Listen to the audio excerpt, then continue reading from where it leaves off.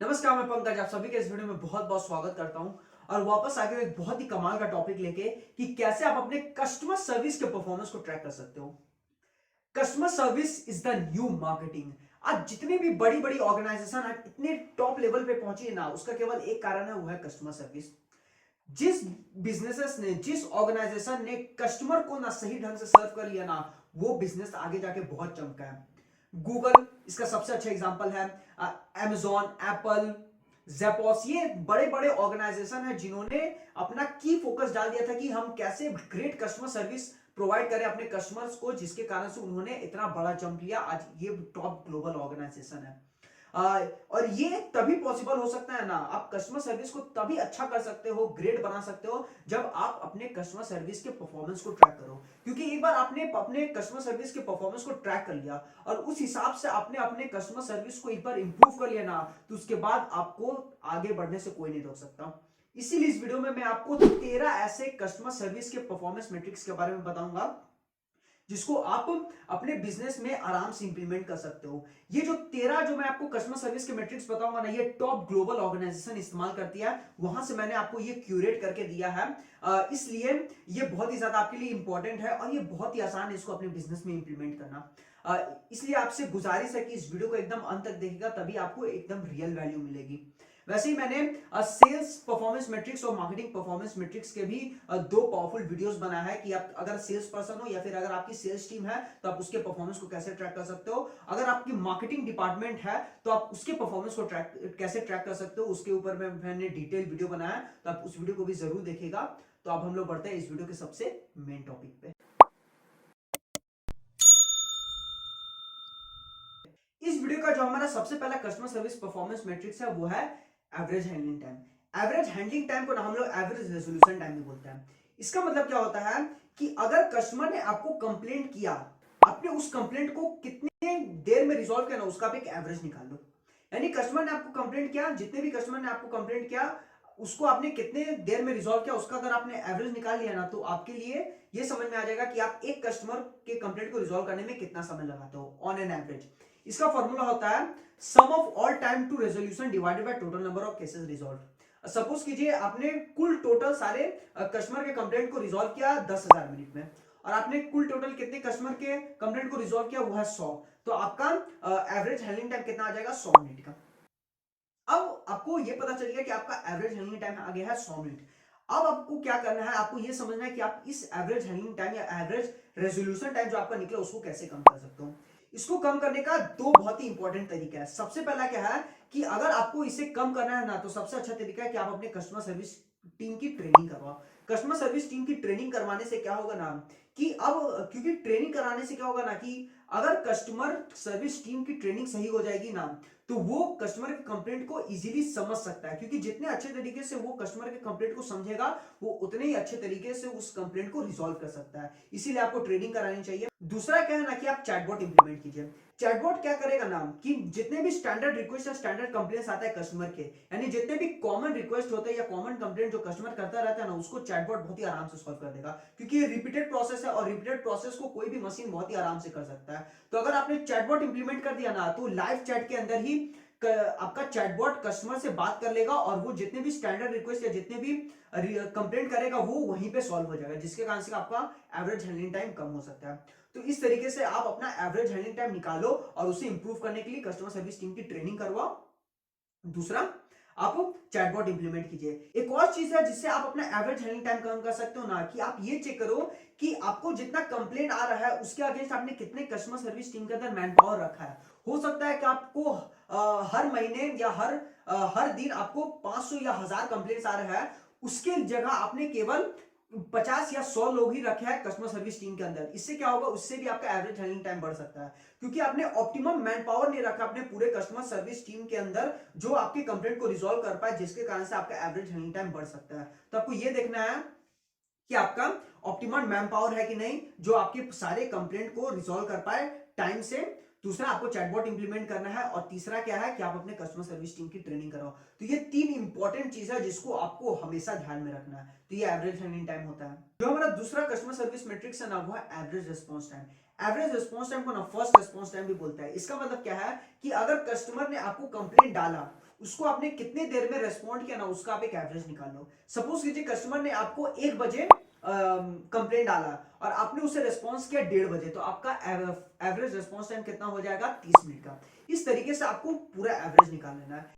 अगर आपने एक बार एवरेज रिस्पांस टाइम निकाल लिया ना, तो आपको ये समझ में आ जाएगा कि आप कस्टमर को कितनी जल्दी रिस्पांस करते हो। इसको चैनल बाय चैनल निकालो। आप देखो लाइव चैट में कब रिस्पांस करते हो, ईमेल के अंदर कब रिस्पांस करते हो, कॉल में आप कितने देर के अंदर रिस्पांस करते हो ना, आपको ये निकाल लेना है। क्योंकि एक बार आपने एक बार एवरेज रिस्पांस टाइम निकाल लिया ना, तो आपको ये समझ में आ गया कि मेरा एवरेज रिस्पांस टाइम है 30 मिनट का सपोज कीजिए। तो इसको आप कैसे इंप्रूव करेंगे। इंप्रूव करने का मतलब इसको जितना आप कम कर सकते हो ना उतना अच्छा, क्योंकि 59% ऑफ कस्टमर उन्हीं से सामान खरीदते हैं ना जो उनके क्वेरी को ना जल्दी सॉल्व कर देता है। इसीलिए आपको अपना एवरेज रिस्पांस टाइम को इंप्रूव करना चाहिए। अगर आपको अपना एवरेज रिस्पांस टाइम को कम करना है ना, तो सबसे अच्छा है कि आप सबसे पहले ये चेक कीजिए कि आपके पास ऑप्टिमम मैन पावर है कि नहीं। आपका रेस्पॉन्स टाइम तभी बढ़ेगा ना जब आपके पास ऑप्टिमम मैन पावर नहीं होगा। अगर एक साथ 1000 कस्टमर आपको कंप्लेंट डाल रहे हो, लेकिन अगर आपके पास ऑप्टिमम मैन पावर ही नहीं है सबको रेस्पॉन्ड करने के लिए, तो आपका एवरेज रिस्पॉन्स टाइम ऑटोमेटिकली बढ़ जाएगा। इसीलिए आप पहले ऑप्टिमम मैन पावर चेक कीजिए कि आपके पास सही मैन पावर है कि नहीं। दूसरा क्या है कि अगर आपको रेस्पॉन्स टाइम कम करना है ना, तो चैटबॉट का इस्तेमाल कीजिए। चैटबॉट क्या करे, क्योंकि ये मशीन है, तो चैटबॉट को जैसे ही कोई कस्टमर कंप्लेंट करेगा, चैटबॉट उसे फट से रिप्लाई कर देगा। इससे क्या होगा ना कि आपका average response time live chat के अंदर बहुत ज्यादा घट जाएगा। तो ये दो तरीके हैं जिससे आप अपना एवरेज रिस्पॉन्स टाइम को घटा सकते हो। तीसरा कस्टमर सर्विस मैट्रिक्स है, वो है first call resolution. First call resolution का मतलब क्या होता है कि कस्टमर ने आपको कंप्लेंट डाला, आपने उसके कंप्लेंट को पहली कॉल पे रिजॉल्व कर दिया। यानी कस्टमर ने कॉल किया आपको किसी भी कंप्लेंट के लिए, आपने उसे पहले कॉल पे रिजॉल्व कर दिया, यानी कस्टमर को दूसरी बार सेम कंप्लेंट के लिए उसे कॉल नहीं करना पड़ा। ये इंपॉर्टेंट मैट्रिक्स है, क्योंकि अगर आपने एक बार अपना एफसीआर रेट निकाल लिया, यानी फर्स्ट कॉल रेजोल्यूशन रेट को निकाल लिया ना, तो आपको बहुत ही ज्यादा आसानी होगी ये समझने में कि हम इस फर्स्ट कॉल रेजोल्यूशन को कैसे इंप्रूव कर सकते हैं। इसका फॉर्मूला होता है total number of cases resolve in first attempt divided by total number of complaint raise. Suppose कीजिए आप अगर आपको 100 कंप्लेंट आए, उसमें से 40 कंप्लेंट को आपने पहले कॉल पे रिजॉल्व कर दिया, तो आपका एफसीआर रेट हो जाएगा 40% का। इस तरीके से आपको एफसीआर रेट पता चल गया। अब अगर आपको अपना एफसीआर रेट को इंप्रूव करना है ना, तो सबसे पहला चीज आपको क्या करना है, अपना कस्टमर सर्विस टीम की ट्रेनिंग करानी है। क्योंकि अगर आपका एफसीआर रेट बढ़ नहीं रहा है ना, तो इसका साफ मतलब है कि आपका जो कस्टमर सर्विस टीम है उसको वो सही से ट्रेंड नहीं है। क्योंकि कस्टमर के कंप्लेंट को वो जितने अच्छे तरीके से समझ पाएगा, वो उतनी जल्दी वो उस कंप्लेंट को रिजॉल्व कर पाएगा। इसीलिए कस्टमर सर्विस टीम की ट्रेनिंग कराना आपके लिए बहुत ज्यादा जरूरी है। एक और चीज आपको समझना है कि अगर आपका फर्स्ट कॉल रेजोल्यूशन बढ़ता है ना, तो आपका एवरेज हैंडलिंग टाइम भी बढ़ सकता है। कभी कभी ऐसा जरूरी नहीं है। क्यों? क्योंकि अगर आप सपोज कीजिए कि किसी कस्टमर ने आपको कंप्लेंट डाला है आपके कस्टमर सर्विस टीम को, और आपके कस्टमर सर्विस टीम ने ये गारंटी किया कि सर हम आपके कंप्लेंट को 2 घंटे में रिजॉल्व कर देंगे। अब सपोज कीजिए कि आपका एवरेज हैंडलिंग टाइम 1 घंटे का ही है, लेकिन उस कंप्लेंट को रिजॉल्व करने में 2 घंटे लगेंगे, तो इससे क्या होगा ना कि आपका एवरेज हैंडलिंग टाइम ना थोड़ा बढ़ सकता है। लेकिन इससे आपको कोई प्रॉब्लम नहीं होनी चाहिए, क्योंकि जो एफसीआर रेट है ना, वो बहुत ज्यादा इंपॉर्टेंट मैट्रिक्स है। क्योंकि अगर आपने कस्टमर के कंप्लेंट को एक कॉल के अंदर ही रिजॉल्व कर दोगे ना, तो इससे आपका कस्टमर एक्सपीरियंस बहुत ज्यादा बढ़ जाएगा। इसीलिए अगर आपका एफसीआर रेट बढ़ रहा है और थोड़ा सा भी अगर आपका एवरेज हैंडलिंग टाइम बढ़ रहा है ना, तो इससे आपको प्रॉब्लम नहीं होनी चाहिए। तो ये था हमारा तीसरा मैट्रिक्स। जो हमारा चौथा मैट्रिक्स है ना, वो है percentage of complaint resolve with in a set of time. ये इंपॉर्टेंट मैट्रिक्स है। क्यों इंपॉर्टेंट है, मैं आपको समझाता हूं। यहां पे आपको ये देखना है कि आपने मान लीजिए ये सेट किया कि मेरे पास जितने भी कंप्लेंट आएंगे उसको मिनिमम 2 घंटे लगेंगे रिजॉल्व करने के लिए, तो मैं अपने कस्टमर सर्विस टीम के अंदर टारगेट रख देता हूं कि जितने भी कंप्लेंट आएंगे उसे 2 घंटे के अंदर रिजॉल्व करना है। अब आप इसका परसेंटेज निकालो कि ऐसे कितने कंप्लेंट है जिनको 2 घंटे के अंदर रिजॉल्व कर दिया गया। इसका फॉर्मूला होता है total complaint resolve with in a set of time divided by total customer complaint. Suppose कीजिए कि 100 कस्टमर ने आपको कंप्लेंट किया, उनमें से 60 कस्टमर के कंप्लेंट को आपने 2 घंटे के अंदर ही रिजॉल्व कर दिया, तो आपका परसेंटेज कितना आ जाएगा, 60% का। ये जो मैट्रिक्स है ना, ये बहुत इंपॉर्टेंट है। क्यों? क्योंकि ना ये आपके एवरेज हैंडलिंग टाइम को ना बहुत हद तक गिरा सकता है। गिराने का मतलब इंप्रूव कर सकता है। यानी अगर सपोज कीजिए कि आपका जो एवरेज हैंडलिंग टाइम है वो है 3 घंटे का, और आपने ये सेट किया कि अगर मुझे अपना एवरेज हैंडलिंग टाइम को कम करना है, तो मैं अपने कस्टमर सर्विस टीम को टारगेट दे देता हूं कि 2 घंटे के अंदर सारे कंप्लेंट को रिजॉल्व कर देना है। तो अब कस्टमर सर्विस टीम जितने भी कंप्लेंट को 2 घंटे के अंदर रिजॉल्व कर लेगी, तो उसका आप एक परसेंटेज निकाल लोगे। इससे क्या होगा, ओवरऑल आपका जो एवरेज हैंडलिंग टाइम है ना, वो धीरे धीरे घटना स्टार्ट हो जाएगा। क्योंकि अब आपको आपने कस्टमर सर्विस टीम को टारगेट दे दिया कि 2 घंटे के अंदर ही सारे कंप्लेंट को रिजॉल्व करना है, तो वो जितना कोशिश कर सकती है वो सारे कंप्लेंट को 2 घंटे के अंदर रिजॉल्व करने की कोशिश करेगी, जिससे कारण से ओवरऑल आपका एवरेज हैंडलिंग टाइम भी घट जाएगा। इसीलिए ये मैट्रिक्स बहुत ही ज्यादा इंपॉर्टेंट है आपके एवरेज हैंडलिंग टाइम को घटाने के लिए। तो ये था हमारा चौथा मैट्रिक्स। जो हमारा नेक्स्ट मैट्रिक्स है ना वो है अबंडन रेट। अबंडन रेट का मतलब क्या है कि ऐसे कितने कस्टमर है जो बिना किसी कस्टमर सर्विस टीम से कनेक्ट किए बिना, यानी चाहे वो कॉल हो चाहे वो लाइव चैट हो, उनमें डायरेक्ट उनसे कनेक्ट किए बिना ही वापस बाहर निकल गए। ये बहुत ही इंपॉर्टेंट मैट्रिक्स है। इसको मैं आपको ऐसे समझाऊं कि आप जब भी किसी भी कंपनी के कस्टमर सर्विस टीम को कॉल करते हो तो हमेशा वो आपको वो डायलर बताता है कि अगर आपको इंग्लिश में बात करनी है तो 1 दबाए, हिंदी में बात करनी है तो 2 दबाए, हिब्रू में बात करनी है तो 3 दबाए। तो अगर आप 2 दबाते हो तो वो वापस बोलता है कि अगर आपको मार्केटिंग टीम से बात करनी है तो 1 दबाए, कस्टमर सर्विस टीम से बात करनी है तो 2 दबाए, इस टीम से बात करनी है तो 3 दबाए। इससे क्या होता है ना कि कस्टमर बहुत ज्यादा इरिटेट हो जाता है। इरिटेट होने के कारण वो कॉल कट कर देता है। वैसे लाइव चैट में होता है, लाइव चैट में क्या है कि अगर कस्टमर को आप जल्दी रेस्पॉन्ड नहीं करोगे तो वहां से बाहर निकल जाएगा। तो यही होता है अबंडन रेट। सपोज कीजिए 100 कस्टमर ने आपको कॉल किया, उनमें से 7 बिना आपके कस्टमर सर्विस टीम से कनेक्ट किए बिना ही बाहर निकल गए, तो आपका अबंडन रेट कितना हो जाएगा 7% का। इस चीज को आपको इंप्रूव करना है, क्योंकि जो आपका अबंडन रेट है ना वो 2 से 5% के बीच होगा ना तो वो इतना चलता है, लेकिन उससे ज्यादा नहीं होना चाहिए। तो अगर आपको अपना अबंडन रेट को इंप्रूव करना है ना तो आपको अपना जो ये बीच का फ्रिक्शन है ना उसको कम करना पड़ेगा। यानी अगर कस्टमर आपके कस्टमर सर्विस टीम को कनेक्ट करना चाहता है ना तो उसके बीच में जो आपने ये लेवल डाल के रखा ना इतना सारा, उसको आपको कम करना पड़ेगा। यानी अगर कस्टमर बहुत ही आराम से आपके कस्टमर सर्विस टीम के साथ कनेक्ट हो जाएगा ना तो आपका ये अबंडन रेट डायरेक्टली कम हो जाएगा। इसीलिए आपको अपना अबंडन रेट कम करने के लिए जो बीच के जो फ्रिक्शन है, ये जो लेवल्स है ना उसको आपको कम करना पड़ेगा। तो इससे आप अबंडन रेट कम कर सकते हो। नेक्स्ट मैट्रिक्स है टिकट वॉल्यूम बाय चैनल। ये टिकट क्या होता है ये मैं आपको समझा देता हूं। जितने भी कस्टमर सर्विस टीम है ना, जब भी कोई कस्टमर कंप्लेंट रेस करता है तो कस्टमर सर्विस टीम उसका एक टिकट बना देती है। यानी अगर एक कंप्लेंट रेस हुआ है कस्टमर के द्वारा तो उसका एक टिकट, वैसे ही अगर 1000 कंप्लेंट आए तो 1000 टिकट बन जाता है। इससे क्या होता है ना कि ये टिकट को ट्रैक करना और ज्यादा आसान हो जाता है कस्टमर सर्विस टीम के लिए कि कौन सा टिकट कब रेज हुआ, कब वो टिकट एंड हुआ, ये सब कुछ बहुत ही आसानी से ट्रैक हो सकता है, इसीलिए टिकट बनता है। तो आपको यहाँ पे ये देखना है कि कौन से जगह से कितने ज्यादा कंप्लेंट आ रहे हैं चैनल बाय चैनल। तो ये जो कस्टमर कंप्लेंट है ना मेनली 5 चैनल से आ सकते हैं, या तो ईमेल से आएंगे, या तो फोन कॉल पे आएंगे, या तो लाइव चैट से आएंगे, या तो सोशल मीडिया से आएंगे, या तो वॉइस मैसेज से आएंगे। तो ये 4-5 चैनल है। अब आपको देखना है कि कौन से चैनल से सबसे ज्यादा कंप्लेंट आ रहा है, आपको ये रिकॉर्ड करना है। इससे क्या होगा ना कि आप उस जगह पे ज्यादा मैन पावर डाल सकते हो जिस जगह पे ज्यादा वॉल्यूम में कंप्लेंट्स आ रहा है। इससे ये बहुत ही अच्छा तरीका है जिससे आप अपने मैन पावर को सही तरीके से डिस्ट्रीब्यूट कर सकते हो। क्योंकि अगर आपको ये नहीं पता चलेगा कि किस चैनल से ज्यादा कंप्लेंट्स आ रहा है तो आप सही तरीके से अपने मैन पावर को हर जगह बैठा नहीं पाओगे। इसलिए टिकट वॉल्यूम बाय चैनल से आप अपने मैन पावर को हर जगह सही तरीके से लगा सकते हो। इसीलिए ये वाले मैट्रिक्स इंपॉर्टेंट है आपके बिजनेस में इंप्लीमेंट करना। जो हमारा नेक्स्ट मैट्रिक्स है ना वो है solve ticket to total ticket ratio. यानी यानी यहाँ पे आपको ये चेक करना है कि अगर टोटल टिकट जो आ रहा है उनमें से आप कितने टिकट यानी कितने कंप्लेंट को रिजॉल्व कर दे, इसका आप रेशियो निकाल लीजिए। सपोज कीजिए कि 1000 कंप्लेंट रेज हो रहा है, यानी 1000 टिकट बन रहा है, उनमें से आपने 400 टिकट को यानी 400 कंप्लेंट को रिजॉल्व कर दिया तो आपका रेशियो कितना आ जाएगा 2:5 का। यानी अगर 5 टोटल कंप्लेंट रेज हो रहे हैं तो उनमें से 2 को आप रिजॉल्व कर दे रहे हो। इसको आप पर्टिकुलर पीरियड के हिसाब से निकालो। देखो इस मंथ में आपका solve ticket to total ticket ratio कितना है, अगले मंथ में कितना है, इस तरीके से आप ट्रैक कीजिए। इसको आप चैनल बाय चैनल भी ट्रैक कर सकते हो। चैनल बाय चैनल ट्रैक करने से क्या होगा, आपको ये पता चल जाएगा कि ईमेल में आपका रेशियो कितना आ रहा है, फोन पे आपका रेशियो कितना आ रहा है, लाइव चैट पे आपका रेशियो कितना आ रहा है। ये बहुत इससे आपको ना बहुत ही ज्यादा आसानी हो जाएगी ये ट्रैक करने में कि मेरा रेशियो कितना आ रहा है। अगर आपका ईमेल में रेशियो खराब आ रहा है तो उसे कैसे इंप्रूव किया जाएगा, उसका इंप्रूवमेंट साइकिल क्या होगा, आप ये बहुत ही अच्छे तरीके से डिसाइड कर सकते हो या फिर प्लान कर सकते हो। इसीलिए आपको ये रेशियो का इस्तेमाल करना चाहिए। क्या है ratio, solve ticket to total ticket ratio. जो हमारा नेक्स्ट मैट्रिक्स है ना वो है कॉस्ट पर रेजोल्यूशन।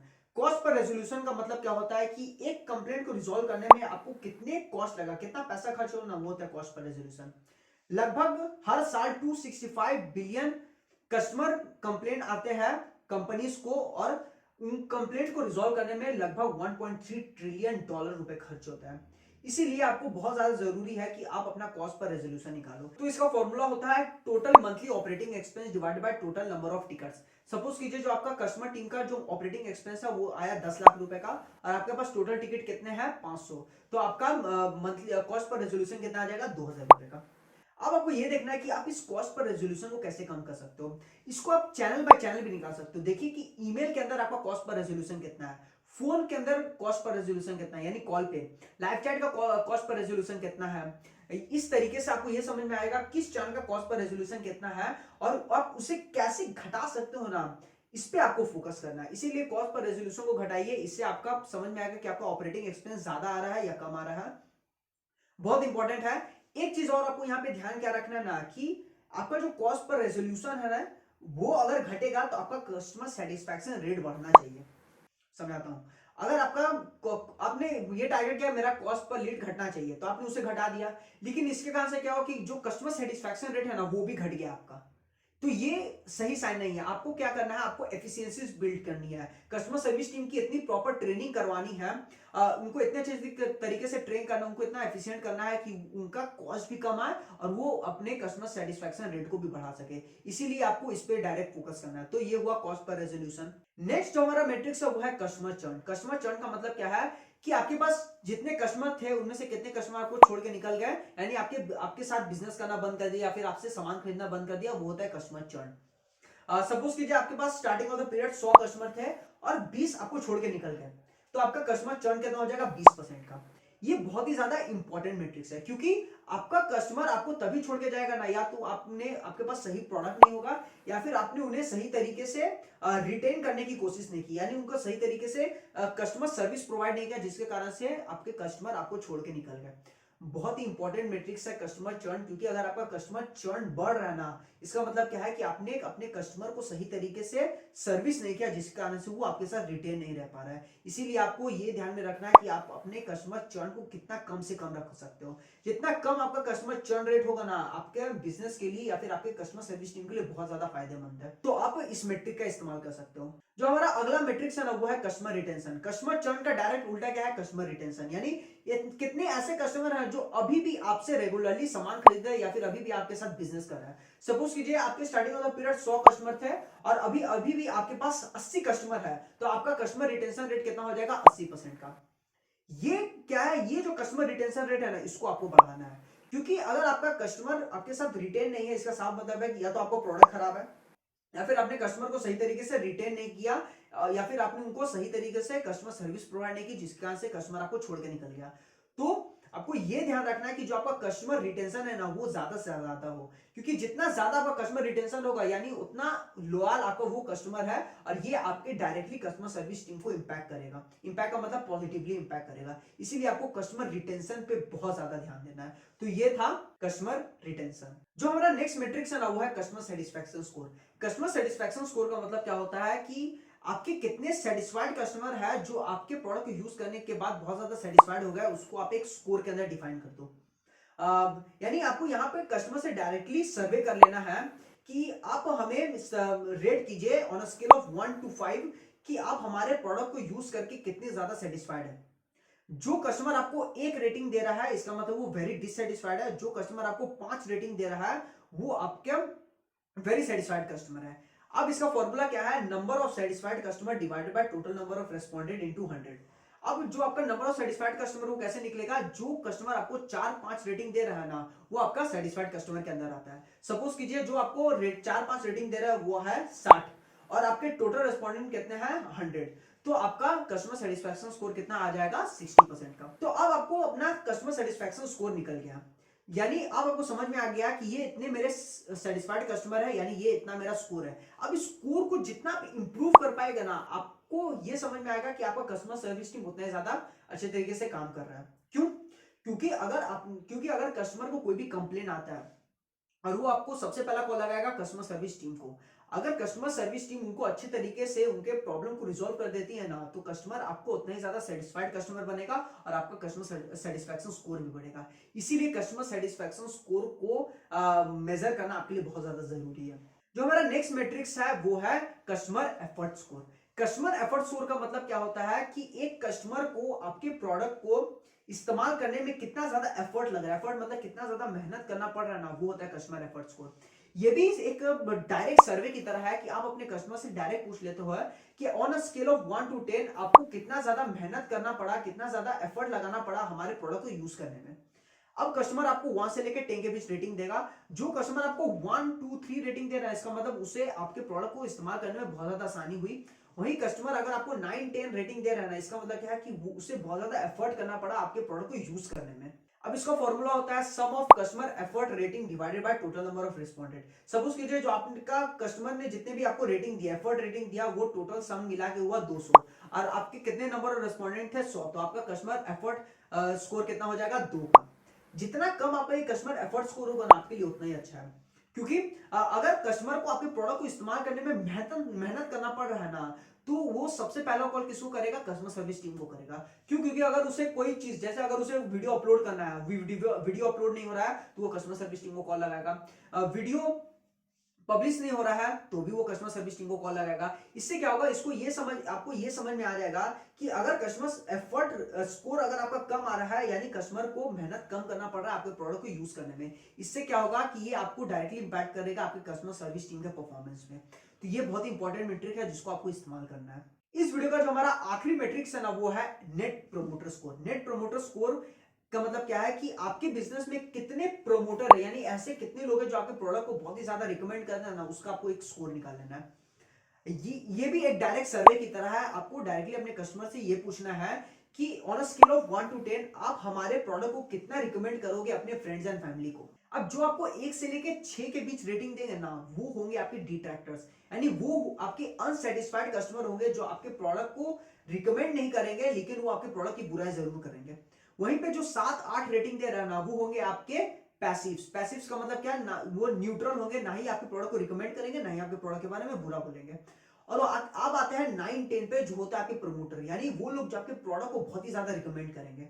तो आपका जो एनपीएस स्कोर कैसे निकलेगा, percentage of promoter minus percentage of detractor. Suppose कीजिए आपको 100 लोगों ने रेस्पॉन्ड किया, उनमें से 60 लोग ऐसे थे जो आपको प्रमोट, जो आपके 9 10 स्कोर दिए, यानी वो आपके प्रमोटर, यानी 60% आपके प्रमोटर हुए। और आपको 20 ऐसे लोग थे जो आपके थे जो आपको 1 से लेकर 6 के बीच रेटिंग दिए, यानी वो हुआ आपके डिट्रैक्टर। तो 60% माइनस 20%, तो आपका नेट प्रोमोटर स्कोर कितना आ जाएगा 40 का, यानी ये हुआ आपका नेट प्रोमोटर स्कोर। तो अब आपको ये समझ में आ गया कि इतने लोग हैं जो आपको आपके प्रोडक्ट को प्रमोट करता है। तो ये आपके लिए बहुत ही ज्यादा इंपॉर्टेंट मेट्रिक्स है, क्योंकि अब आपका नेट प्रोमोटर स्कोर निकल गया है। तो अब आपको ये ध्यान देना है कि आप इस नेट प्रोमोटर स्कोर को कैसे इंप्रूव करोगे। जितना अच्छा आपका, देखिए क्योंकि बात यह है कि अगर कस्टमर को आप अच्छे तरीके से सर्व करोगे, अगर आप अच्छा कस्टमर सर्विस दोगे ना, तो कस्टमर आपका लॉयल कस्टमर बन जाएगा और वो आपके प्रोडक्ट को आगे जाके प्रमोट करेगा। इसलिए ये डायरेक्टली इंपैक्ट करता है। जितना अच्छा आपका नेट प्रोमोटर स्कोर होगा, या फिर आप बोल सकते हो जितना अच्छा आपका कस्टमर सर्विस टीम काम करेंगे, उतना अच्छा आपका नेट प्रोमोटर स्कोर होगा। इसीलिए आपको नेट प्रोमोटर स्कोर को भी इंप्रूव करना है, उसे हमेशा रेगुलरली ट्रैक करते रहना है। तो ये थे हमारे 13 कस्टमर सर्विस परफॉर्मेंस मैट्रिक्स।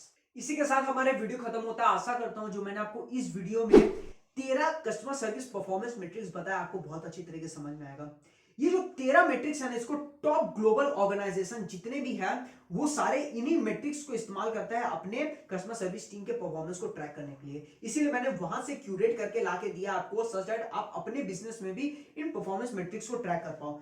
बहुत ही आसानी से आप इसे इंप्लीमेंट कर सकते हो। आप कस्टमर सर्विस का जो भी सॉफ्टवेयर होता है ना, उसको आप अपने बिजनेस में इंप्लीमेंट कीजिए। इससे आप इन सारे मैट्रिक्स को आराम से ट्रैक कर पाओगे। एक चीज का आपको हमेशा ध्यान रखना है, if you can't measure you could not improve. जब तक आप किसी चीज को मेजर नहीं करोगे ना, अच्छे से मेजर नहीं करोगे, उस चीज को इंप्रूव नहीं कर पाओगे। इसीलिए अगर आपको कस्टमर सर्विस टीम के परफॉर्मेंस को बढ़ाना है ना, तो आपको उससे सबसे पहले मेजर करना पड़ेगा, तब आप उससे अच्छी तरीके से इंप्रूव कर पाओगे।